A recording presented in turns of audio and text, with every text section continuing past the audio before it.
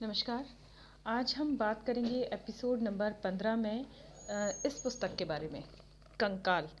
जयशंकर प्रसाद जी ने ये लिखी है और जयशंकर प्रसाद जी जो हैं 15 नवंबर 1937 तक जीवित रहे और 30 जनवरी 1890 में काशी में इनका जन्म हुआ। इन्होंने उर्दू की, हिंदी की, संस्कृत की, फारसी की, इन सब विषयों का अध्ययन किया और ये महान नाटककार और कवि माने जाते हैं।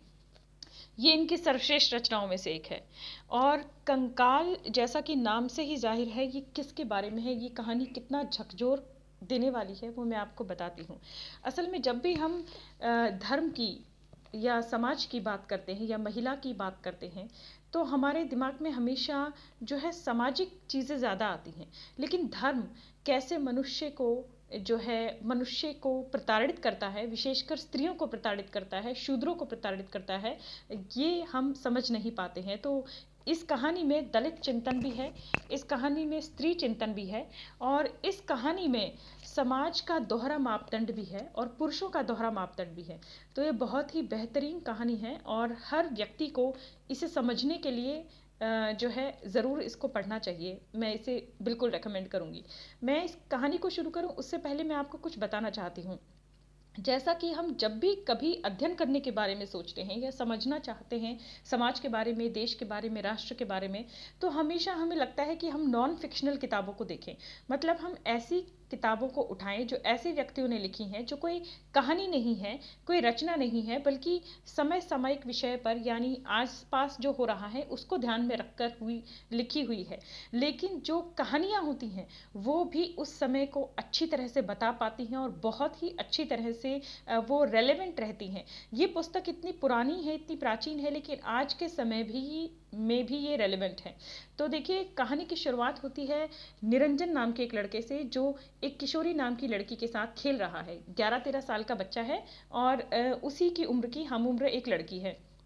रंजन कहता है कि मैं तुम्हारे लिए गुड़िया लाऊंगा क्योंकि मैं तो काशी जा रहा हूँ। और जो है लड़की कहती है हाँ ठीक है, तुम ले आना।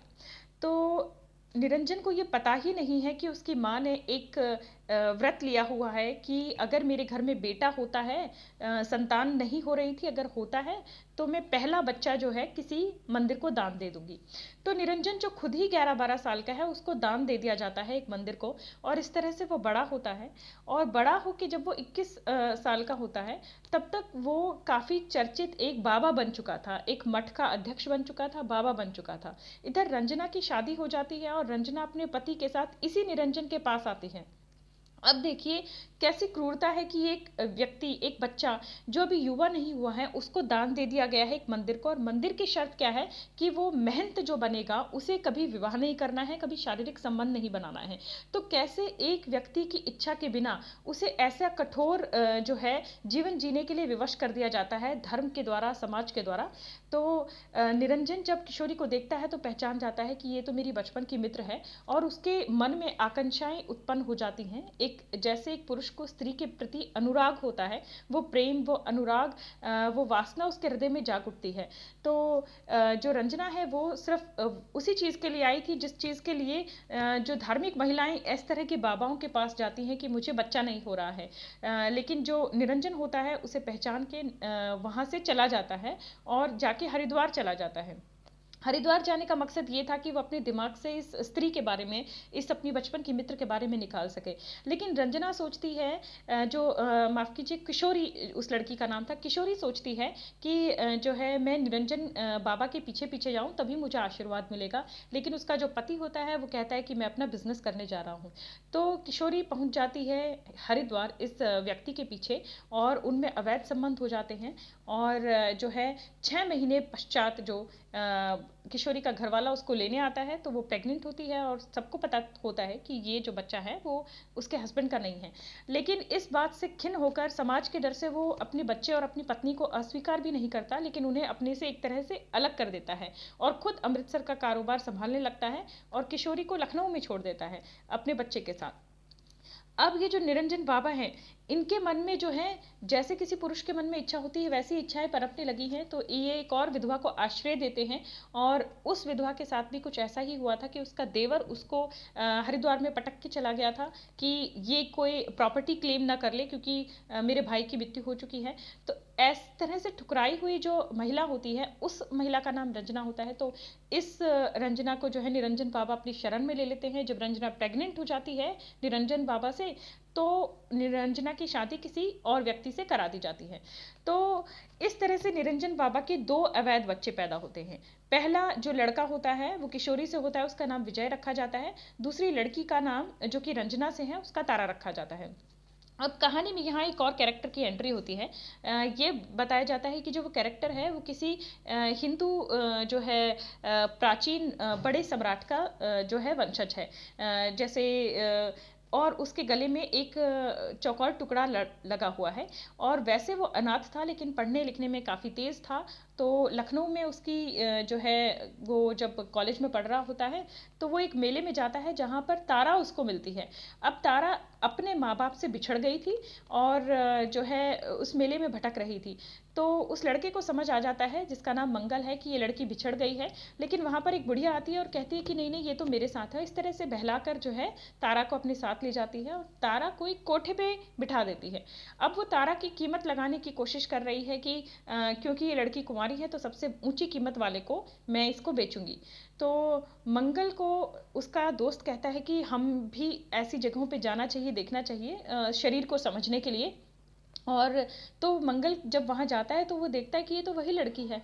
तब उन दोनों की आपस में बातचीत होती है, तो मंगल उसकी मदद करने की कोशिश करता है और उसको वहाँ से भगा ले जाता है। जब भगा ले जाता है तो रास्ते में ट्रेन में तारा को उसके फादर मिलते हैं। वो फादर जिनके घर वो वापस आना चाहती थी, लेकिन तारा को पहचान के वो कह देते हैं कि तू तो भाग गई थी और अब पता नहीं किस लफंगे के साथ घूम रही है, तेरी माँ मर चुकी है और मैं तुझे एक्सेप्ट नहीं करूँगा, वैसे भी तू मेरी बेटी नहीं है। तो इस तरह से तारा बेसहारा हो जाती है। यहाँ मंगल जो है उसे अपने पास रख लेता है और जो है आर्य समाज का सदस्य बन जाता है।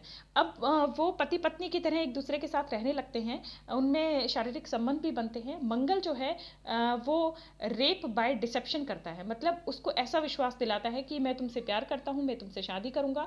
लेकिन एक महिला जो जिसे सब चाची कहते थे, वो महिला रंजना के बारे में, तारा की माँ के बारे में जैसे ही मंगल को बताती है कि ये भी एक अवैध संतान थी, मंगल अपनी प्रेग्नेंट गर्लफ्रेंड तारा को छोड़कर भाग जाता है।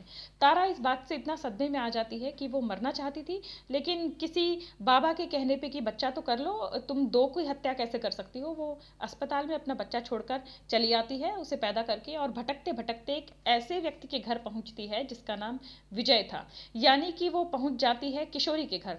अब किशोरी के घर वो कैसे पहुंचती है कि निरंजन बाबा जो किशोरी से अवैध संबंध बनाए हुए हैं, एक बड़ा धार्मिक आयोजन कर रहे होते हैं किशोरी के घर पर ही, और विजय भी उस आयोजन में शामिल होता है। जब उस आयोजन की झूठी पत्तलें बाहर फेंकी जाती हैं, तो उन पत्तलों पर कुत्ते, डोम डोमनिया, मतलब जो मृतकों का दाह संस्कार करते हैं, ऐसी शूद्र जाति के जिनको अछूत कहा जाता है, अछूत लोग लड़ रहे थे। और साथ में चलते हुए जब तारा आ जाती है तो सब लोग उसकी तरफ दौड़ पड़ते हैं, कुत्ते भी और वो लोग भी, कि कहीं ये हमारा कुछ खाना न ले ले। लेकिन तारा बेहोश हो जाती है और उस पर दया करके जो है किशोरी अंदर ले जाती है और उसका रूप रंग देख के सोचती है कि ये तो अच्छे घर से है, और उसे वहाँ नौकरानी का काम दे देती है। अब विजय की दोस्ती उसी मंगल से हो जाती है जो एक नंबर का फ्रॉड और धोखेबाज था, जो पहले आर्य समाज वालों को धोखा देता है और वहाँ अपनी गर्लफ्रेंड तारा को धोखा देता है, प्रेग्नेंट करके भाग जाता है। अब मंगल जो है यहाँ पर फिर से एक कल्ट बना रहा है, बच्चों को पढ़ा रहा है, अपने पीछे लगा रहा है, और विजय की और मंगल की दोस्ती हो जाती है।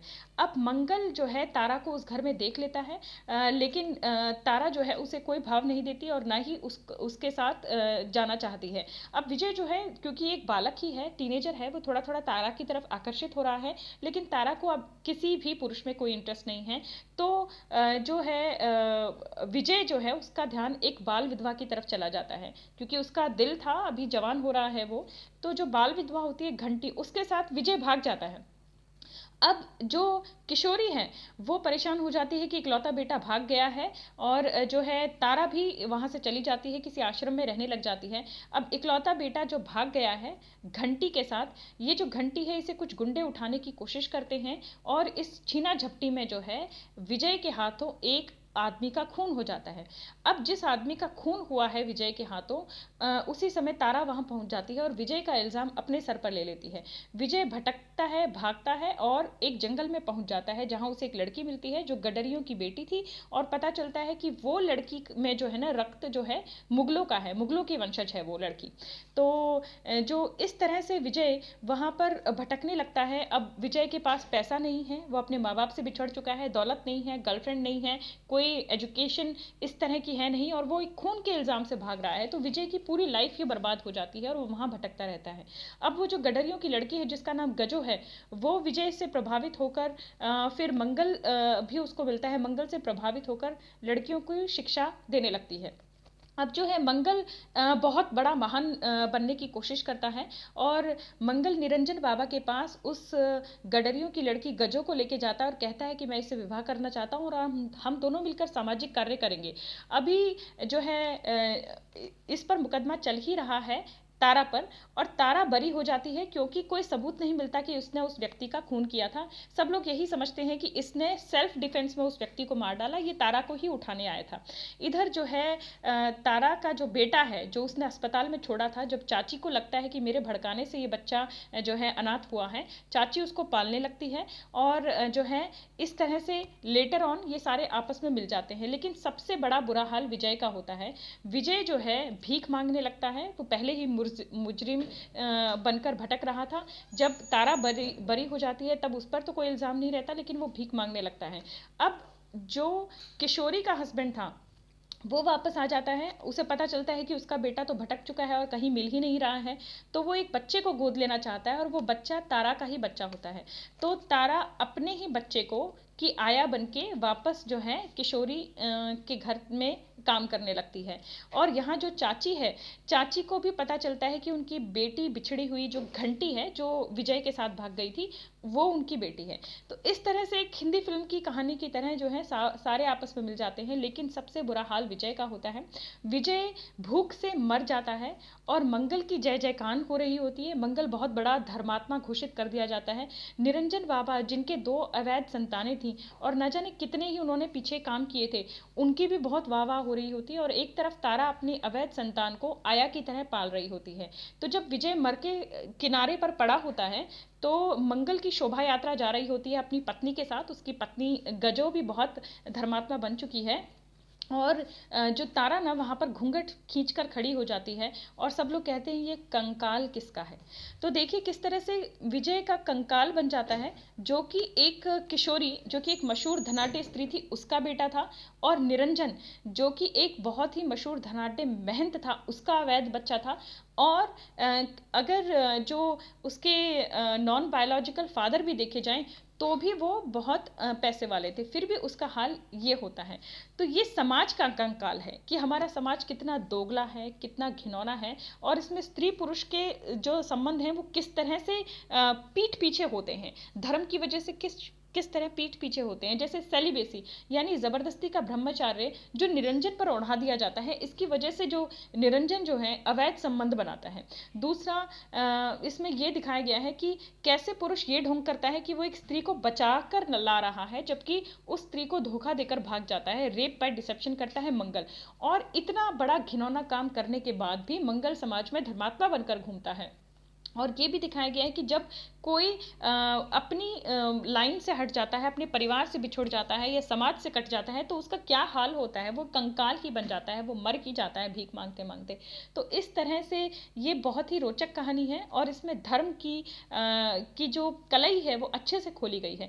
इस का सबसे बेहतरीन डायलॉग इस नाटक में ये है कि जब जो विजय की जो बहन होती है तारा, जब वो घंटी और काफ़ी स्त्रियां आपस में मिल रही होती हैं और अपने अपने दुख बांट रही होती हैं, तब उनमें से जो है एक स्त्री कहती है कि पुरुष जो है वो एक आकाश का उड़ता हुआ पक्षी है, और स्त्री जो है खूंटे से बंधा हुआ पशु है। इन दोनों का कोई मेल है ही नहीं।